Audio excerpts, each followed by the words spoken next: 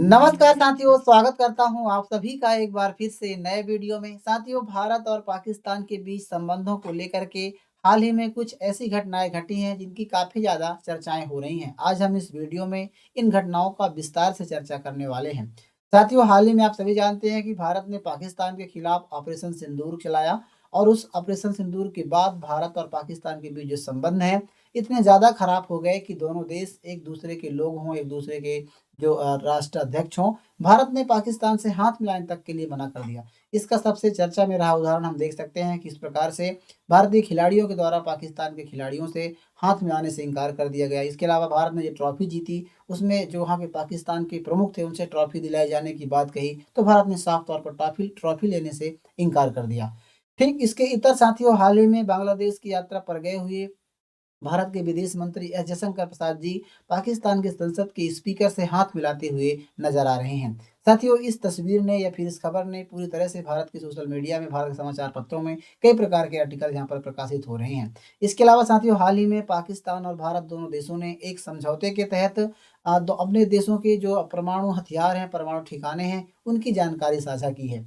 ऐसे में खबरें ये आ रही हैं, खबरें कुछ प्रकार की प्रकाशित हो रही हैं कि क्या ये राजनीति में संभव है? दोनों को जोड़ करके देखा जा रहा है और ऐसा कयास लगाया जा रहा है कि क्या ये राजनीति में संभव है या फिर आने वाले समय में भारत और पाकिस्तान के बीच जो संबंध हैं, वो सुधरते हुए दिखाई दे सकते हैं। इन सभी मुद्दों पर आज हम विस्तार से चर्चा करने वाले हैं। साथियों, आप खबरों में देख सकते हैं कि भारत के विदेश मंत्री है जयशंकर प्रसाद जी का जो वहाँ के पाकिस्तान के संसद के स्पीकर हैं, जिस प्रकार से भारत के ओम बिरला जी हैं, उनके पद पर ही हैं, उसी के समकालीन पद पर हैं, तो उनसे हाथ मिलाते हुए दिखाई दे रहे हैं। इसको लेकर के साथियों, भारत के समाचार पत्रों में कई प्रकार के आर्टिकल्स आप यहाँ पर देख सकते हैं जो प्रकाशित हो रहे हैं।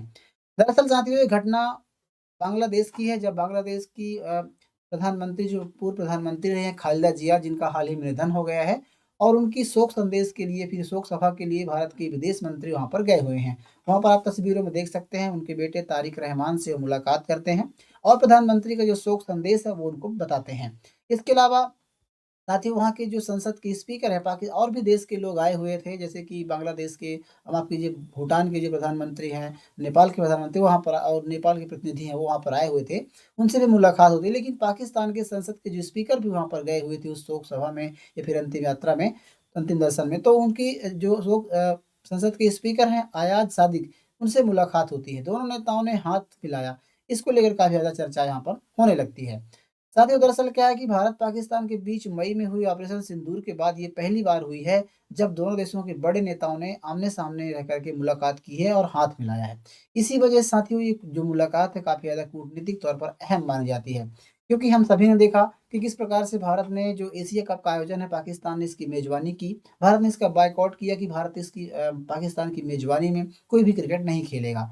लेकिन कुछ शर्तें हुई, भारत न्यूट्रल वेन्यू पर खेलने के लिए तैयार हुआ और न्यूट्रल वेन्यू में मैच कराए गए, एशिया कप का मैच आयोजन हुआ और जब जितनी बार भी भारत और पाकिस्तान खिलाड़ी आमने-सामने हुए, उन्होंने हाथ मिलाने से साफ तौर पर इनकार कर दिया। यानी कि पाकिस्तान को हमारे भारतीय खिलाड़ियों के द्वारा जो भारत का प्रतिनिधित्व करते हैं, वो दुनिया में एक्सपोज़ करने का या फिर उनको बॉयकॉट करने का एक अच्छा तरीका अपनाया और पूरी तरह से भारत ने इसका बॉयकॉट किया।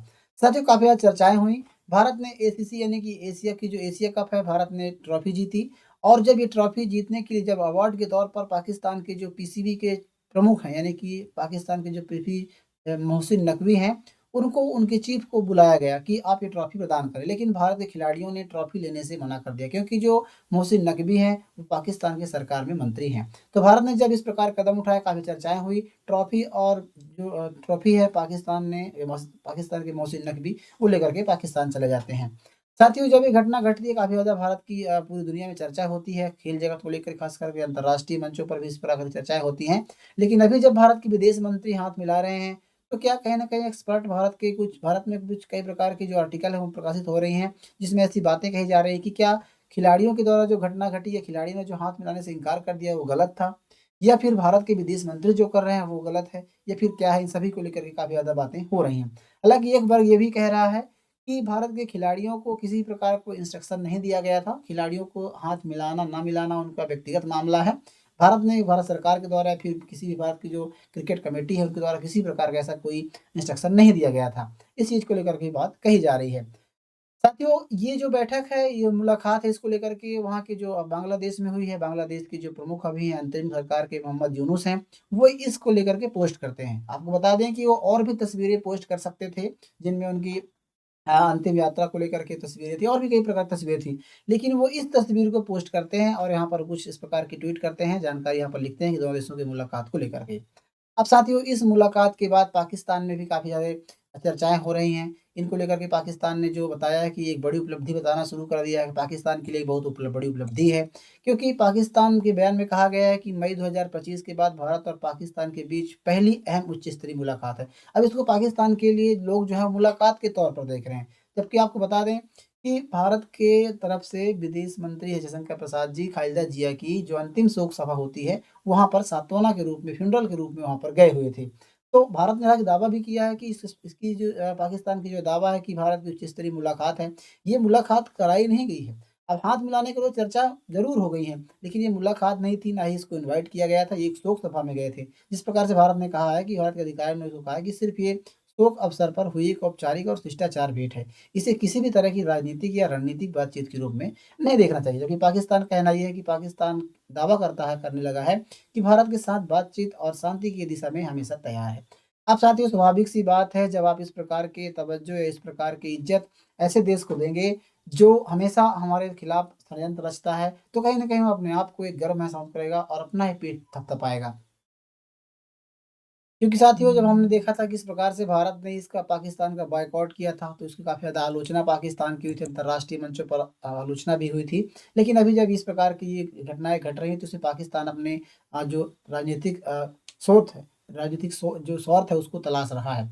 इसके अलावा साथ दूसरी घटना जो घटी है, जिसमें भारत और पाकिस्तान के जो वाणिज्यिक दूतावास हैं, जो एक-दूसरे के उच्चायुक्त हैं, दूतावास हैं, वहाँ पर जो परमाणु प्रतिष्ठान है, उनकी सूची का आदान-प्रदान किया गया है। दरअसल ये एक समझौते के तहत होता है, इसकी कई प्रकार की हेडलाइन बन रही है, आप देख सकते हैं। दरअसल क्या है कि भारत और पाकिस्तान ने गुरुवार 1 जनवरी यानी कि आज ही एक-दूसरे के साथ अपने परमाणु ठिकानों की लिस्ट शेयर की। ये ठिकाने वही हैं जहाँ दोनों देशों के परमाणु हथियार रखे जाते हैं। यह परंपरा साथियों पिछले 35 वर्षों से चला आ रहा है। मतलब भारत और पाकिस्तान के बीच एक समझौता हुआ है, जिसके तहत ये हुआ है। भारत और पाकिस्तान ने इस्लामाबाद, भारत के जो राजनयिक हैं, जैसे भारत के राजनयिक इस्लामाबाद में और दिल्ली के जो पाकिस्तान के जो राजनयिक हैं या पाकिस्तान के जो राजदूत हैं, वो भारत के दिल्ली में अपने राजनीतिक चैनलों के ज़रिए इस लिस्ट का आदान-प्रदान करते हैं। दरअसल क्या है कि परमाणु प्रतिष्ठानों और सुविधाओं पर हमले के निषेध संबंधी समझौते पर 31 दिसंबर 1988 को भारत और पाकिस्तान के बीच ये एक समझौता हुआ था। इसमें हस्ताक्षर किए गए थे और दोनों पक्षों ने इस पर समर्थन किया था और उसके आदान-प्रदान को लेकर के 27 जनवरी 1991 से ये आदान-प्रदान करना शुरू हुआ था। साथ ही उसका मकसद ये था कि क्या इसका मकसद ये था कि जब 1980 के दशक में कई सारे ऐसे देश जो परमाणु हथियार बना रहे थे। हालाँकि भारत और पाकिस्तान दोनों देशों ने 1980 के दशक में परमाणु हथियार नहीं बनाए थे, लेकिन तब भारत ने बनाना शुरू किया था, इस प्रकार की खबरें निकल कर आ रही थी। भारत और पाकिस्तान दोनों देश इसके लिए मतलब आगे बढ़ रहे थे, तेज़ी से आगे बढ़ रहे थे। तो क्या हुआ कि दोनों देशों ने किसी भी परमाणु परीक्षण नहीं किए थे, लेकिन परमाणु सुविधाओं को पूरी तरह से आशंकाएँ थी, हमले को लेकर के काफ़ी सारे चिंताएँ थी। उसके बाद से इसमें एक ऐसा प्रयास किया गया कि ऐसी कोई घटना मानवता के लिए हानिकारक ना हो, मानव के लिए ऐसा कोई घटना ना हो, चाहे जो स्थिति कितनी भी वैसे बदतर हो जाए। जिसके बाद ये समझौता किया गया है और ऐसा वहाँ से शुरुआत हुई कि दोनों देश एक-दूसरे के परमाणु हथियारों को लेकर के परमाणु जो जिनमें से आप बात कर रहे हैं कि कौन-कौन सी चीज़ें साझा की जाएँगी, तो उनमें से परमाणु बिजली संयंत्र हैं, जहाँ पर परमाणु एटॉमिक एनर्जी से चलने वाले संयंत्र हैं। इसके अलावा परमाणु अनुसंधान केंद्र हैं, उनकी स्थिति के बारे में जानकारी साझा की जाती है, ताकि यदि गलती से भी हालात इतने ख़राब होते हैं या फिर ऐसे कोई हमले होते हैं, जिनमें परमाणु संयंत्रों से चलने वाले ख़ास करके जो संयंत्र होते हैं, अनुसंधान केंद्र होते हैं या फिर प्लूटोनियम जो परमाणु जुड़े हुए प्रतिष्ठान होते हैं, वहाँ पर कोई हमला ना हो जाए, जिससे जो मानव जाति है या फिर वो कहें कि काफ़ी ज़्यादा मात्रा में नुकसान ना हो।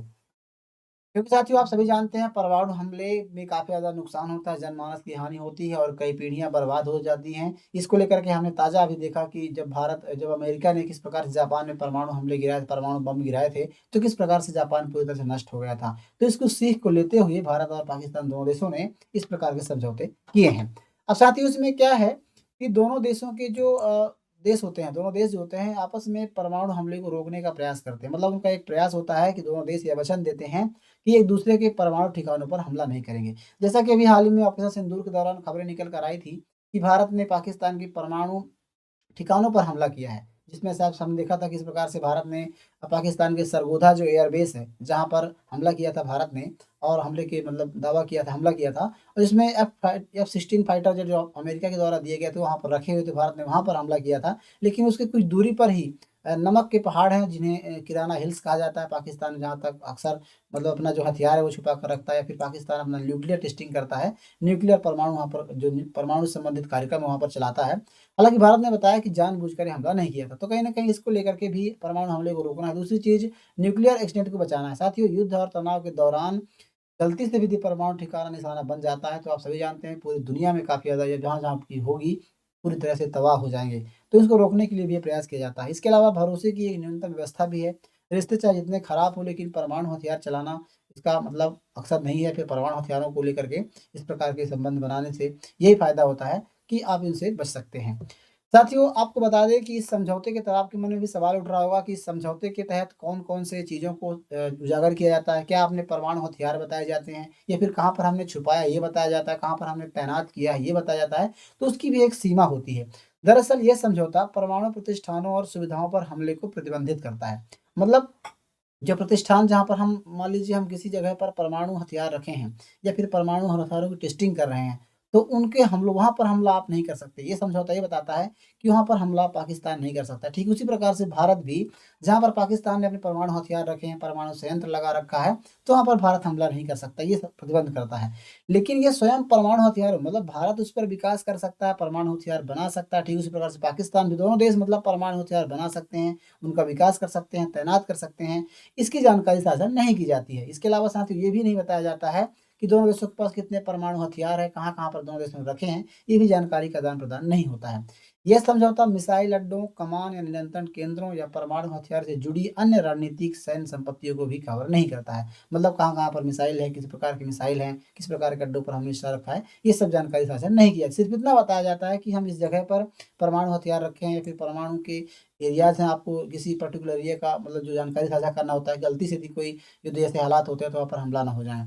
साथ ही इसको लागू न होने के 3 दशक के बाद भी ये समझौता लगातार चल रहा है। हाल ही में हमने देखा कि भारत के साथ किस प्रकार से पाकिस्तान और भारत के संबंध खराब रहे। इसमें उरी का हमला हुआ, पुलवामा हमला हुआ, पहलगाम में हमला हुआ। उसके पहले जस्ट इस समझौते के 1991 में जब समझौता हुआ, उसके बाद 1999 बाद करगिल का युद्ध लगा। उसके बाद भी लगातार दोनों देश इस समझौते को पालन करते आ रहे हैं। तो कहीं न कहीं एक प्रकार से एक कुछ स्थायी स्तंभों के रूप में देखा जा रहा है। इसके अलावा इस समझौते के तहत साथियों कैदियों को और जो मछुआरे होते हैं उनको पकड़ने को लेकर के भी जानकारी साझा की जाती है, जो खबरों में रहती है। जिसमें कई प्रकार की जानकारी यहाँ पर बताई जाती है, कितने कैदी भारत ने पकड़ रखे हैं, कितने कैदी जो हैं जब पाकिस्तान के द्वारा पकड़े गए हैं, ये सभी जानकारी साझा की जाती है।